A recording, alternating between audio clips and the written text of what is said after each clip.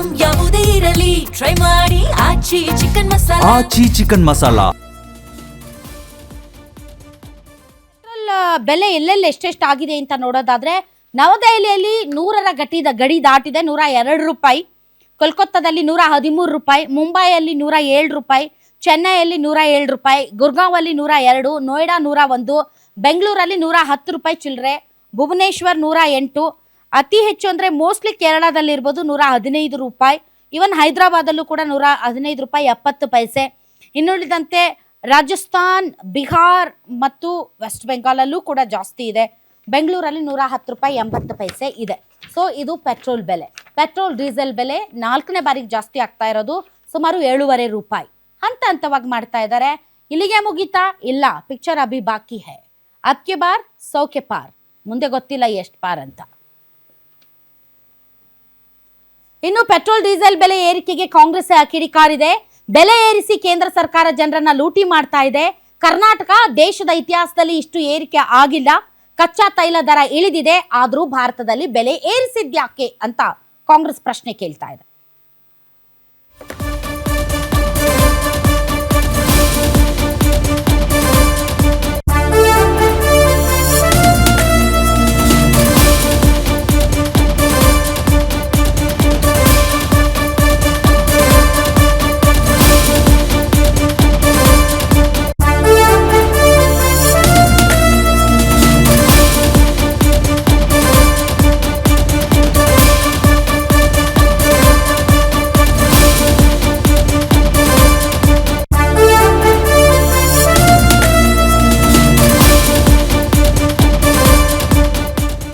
ನರೇಂದ್ರ ಮೋದಿ ಅವರು ಸರ್ಕಾರಿ ಬಂದ ಮೇಲೆ ಹೇಗೆ ದೇಶವನ್ನು ಲೂಟ್ ಮಾಡಿದ್ದಾರೆ ಅಂತಕ್ಕಂಥದ್ದನ್ನ ತಾವೆಲ್ಲರೂ ಕೂಡ ತಿಳ್ಕೋಬೇಕು ಅಂತಕ್ಕಂಥದ್ದನ್ನು ಭಾವನೆ ಮತ್ತೆ ಜನರಿಗೆ ತಿಳಿಸತಕ್ಕಂಥ ಕೆಲಸವನ್ನು ಕೂಡ ಮಾಡಬೇಕು.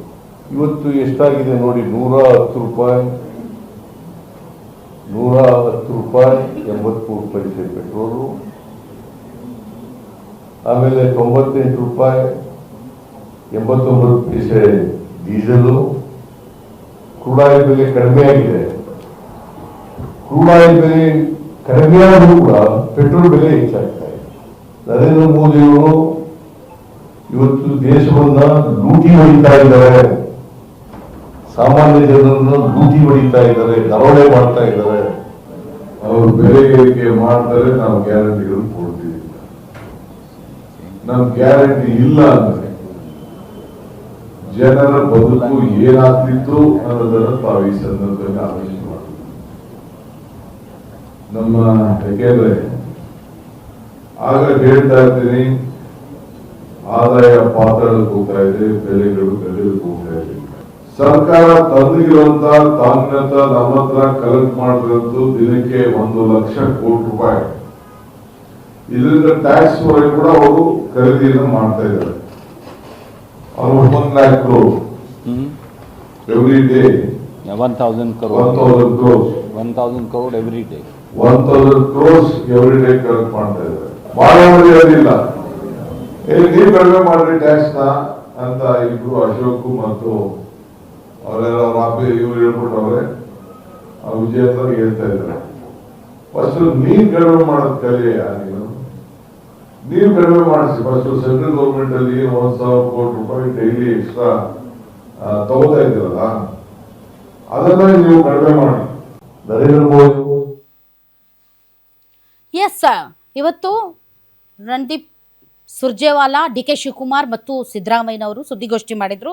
ಸುದ್ದಿಗೋಷ್ಠಿಯಲ್ಲಿ 11 ದಿನದಲ್ಲಿ 4ನೇ ಬಾರಿಗೆ ಏನು ಪೆಟ್ರೋಲ್ ಡೀಸೆಲ್ ಬೆಲೆ ಜಾಸ್ತಿ ಆಗಿದೆ, ಅದಕ್ಕೆ ಸಂಬಂಧಪಟ್ಟಂತೆ ಸುದ್ದಿಗೋಷ್ಠಿ ಮಾಡಿದ್ದಾರೆ. ಬಹಳ ಜನ ರಾಜ್ಯ ಸರ್ಕಾರ ಪೆಟ್ರೋಲ್ ಡೀಸೆಲ್ ಬೆಲೆ ಜಾಸ್ತಿ ಮಾಡಿದ್ದರ ವಿರುದ್ಧ ಮಾತಾಡಿದರೆ, ರಾಜ್ಯ ಸರ್ಕಾರ ಏನು ಟ್ಯಾಕ್ಸ್ ಹಾಕ್ತಾ ಇದೆ, ಸ್ಟೇಟ್ ಟ್ಯಾಕ್ಸ್, ವ್ಯಾಟ್ ಅಂತ ಏನು ಹೇಳ್ತೀವಿ, ಇದನ್ನ ಕಡಿಮೆ ಮಾಡಿ. ಹಾಗೆ ನೋಡಿದ್ರೆ ಸೆಂಟ್ರಲ್ ಟ್ಯಾಕ್ಸ್ ಏನಿತ್ತು, ಎಕ್ಸೈಸ್ ಡ್ಯೂಟಿಯನ್ನ ಈ ಹಿಂದೆ ಕೇಂದ್ರ ಸರ್ಕಾರ ಕಡಿಮೆ ಮಾಡಿತ್ತು, ಆದ್ರೆ ಈಗ ನೀವು ಕಡಿಮೆ ಮಾಡಿ ಅಂತ ವಿಪಕ್ಷಗಳು ರಾಜ್ಯ ಸರ್ಕಾರಕ್ಕೆ ಕೇಳುತ್ತೆ. ರಾಜ್ಯ ಸರ್ಕಾರ ಇದನ್ನು ಕಡಿಮೆ ಮಾಡಲ್ಲ. ಯಾಕೆ ಅಂದ್ರೆ GST ಬಂದ ಮೇಲೆ ಈಗ ರಾಜ್ಯ ಸರ್ಕಾರಕ್ಕೆ ಉಳಿದಿರೋದು ಕೇವಲ ಒಂದು ಅಬಕಾರಿ ಸುಂಕ ಮತ್ತೆ ಈ ಪೆಟ್ರೋಲ್ ಡೀಸೆಲ್ ಮೇಲೆ ಹಾಕುವಂತಹ ವ್ಯಾಟ್. ಇದರಿಂದಾನೇ ರಾಜ್ಯ ಸರ್ಕಾರದ ಬೊಕ್ಕಸಕ್ಕೆ ಹಣ ಬರೋದು. ಹೀಗಾಗಿ ಯಾವುದೇ ರಾಜ್ಯ ಸರ್ಕಾರಗಳು ಈ ಪೆಟ್ರೋಲ್ ಡೀಸೆಲ್ ಅನ್ನ GST ಗೆ ಸೇರಿಸೋದಾಗ್ಲಿ ಅಥವಾ ಅಬಕಾರಿ ಸುಂಕ ಏನಿದೆ ಅದನ್ನ ಕಡಿಮೆ ಮಾಡಲ್ಲ. ಯಾಕಂದ್ರೆ ರಾಜ್ಯದ ಬೊಕ್ಕಸಕ್ಕೆ ಹಣ ಬರೋದೇ ಅಲ್ಲಿಂದ, ಅದೊಂದು ಕಡೆ. ಇನ್ನೊಂದು ಕಡೆ ವಿಪಕ್ಷಗಳ ಒಬ್ಬ ನಾಯಕರುಗಳು ಕೂಡ ಜನಸಾಮಾನ್ಯರ ಬಗ್ಗೆ ಮಾತಾಡೋದಿಲ್ಲ. ಯಾಕೆಂದ ನೀವೆಲ್ಲ ತುಂಬಾ ರಿಚ್ ಇದ್ದೀರಾ ರೀ, ನಿಮ್ಮ ಹತ್ರ ಸಿಕ್ಕಾಪಟ್ಟೆ ಹಣ ಇದೆ, ಶ್ರೀಮಂತರು ನೀವು 120 ರೂಪಾಯಿ ಅಲ್ಲ 150 ರೂಪಾಯಿ ಹಾಕಿದ್ರು ಪೆಟ್ರೋಲ್ ಡೀಸೆಲ್ ಹಾಕಿಸ್ಕೊಂಡು ಓಡಾಡ್ತೀರಿ. ಆದ್ರೆ ಜನಸಾಮಾನ್ಯರು ಏನ್ ಮಾಡ್ಬೇಕು ಅಂತ, ಇದು ನೀವು ಸಾರ್ವಜನಿಕ ಏನು ಸಂಪರ್ಕವನ್ನ ಅಥವಾ ಸಾರ್ವಜನಿಕ ಸಾರಿಗೆ ವ್ಯವಸ್ಥೆಯನ್ನ ಬಳಸಿ ಅಂತ ತಾವು ಈಸಿಯಾಗಿ ಹೇಳ್ಬೋದು.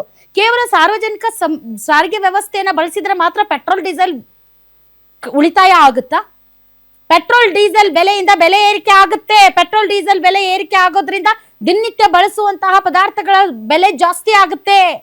ಜನ ವಿಲವಿಲ ಅಂತ ಒದ್ದಾಡುವಂತಹ ಪರಿಸ್ಥಿತಿ ನಿರ್ಮಾಣ ಆಗುತ್ತೆ.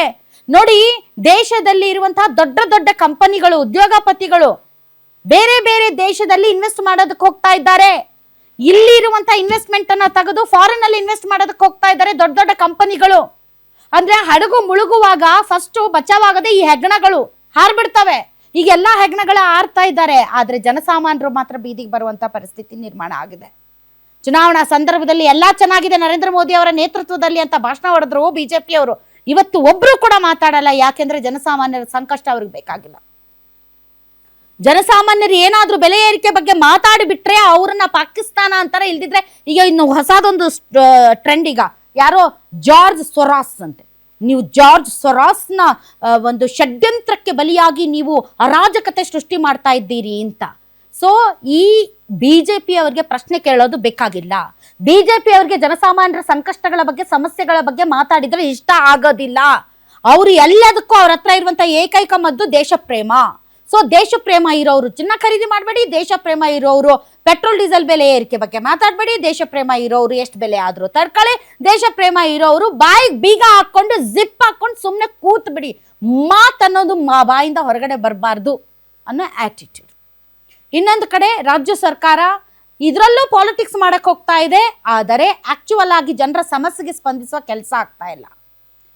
ಬೆಲೆ ಏರಿಕೆಯ ಬಿಸಿಯಿಂದ ಆಟೋ ಡ್ರೈವರ್ಸು, ಟ್ಯಾಕ್ಸಿ ಡ್ರೈವರ್ಸು ವಿಲ್ವಿಲ ಅಂತ ಒದ್ದಾಡ್ತಾ ಇದ್ದಾರೆ. ಅವ್ರಿಗೇನಾದ್ರೂ ಪರಿಹಾರ ಕೊಡೋದಕ್ಕೆ ಸಾಧ್ಯ ಇದೆಯಾ ಅನ್ನೋದ್ರ ಬಗ್ಗೆ ಇವರು ಯೋಚನೆ ಮಾಡಲ್ಲ. ಇವ್ರು ಪ್ರೆಸ್ ಮೀಟ್ ಮಾಡಿ ಕೇಂದ್ರ ಸರ್ಕಾರಕ್ಕೆ ಯಾವ ಟೀಕೆ ಮಾಡಬೇಕು, ಹೆಂಗ್ ಟೀಕೆ ಮಾಡಬೇಕು ಅನ್ನೋದನ್ನೇ ಕಾಯ್ತಾ ಇರ್ತಾರೆ. ಅದನ್ನ ಅವ್ರು ಮಾಡ್ತಾರೆ. ಕೇಂದ್ರ ಸರ್ಕಾರ ಅವ್ರಂತೂ ಮಾತಾಡೋದಿಲ್ಲ. ಯಾಕೆ ಅಂದ್ರೆ ಬೇಕಾಗಿದ್ದಷ್ಟೇ ಮಾತಾಡ್ತಾರೆ, ಬ್ಯಾಡ್ ಆಗಿದ್ದಕ್ಕೆ ಬರೋದಿಲ್ಲ. ಅವರು ಹೇಳೋರು ಕೇಳೋರು ಯಾರಿಲ್ಲ ಈ ದೇಶದಲ್ಲಿ. ಗೋಡೆ ಕೇಳೋಬೇಕು ಅಷ್ಟೇ ನಾವು.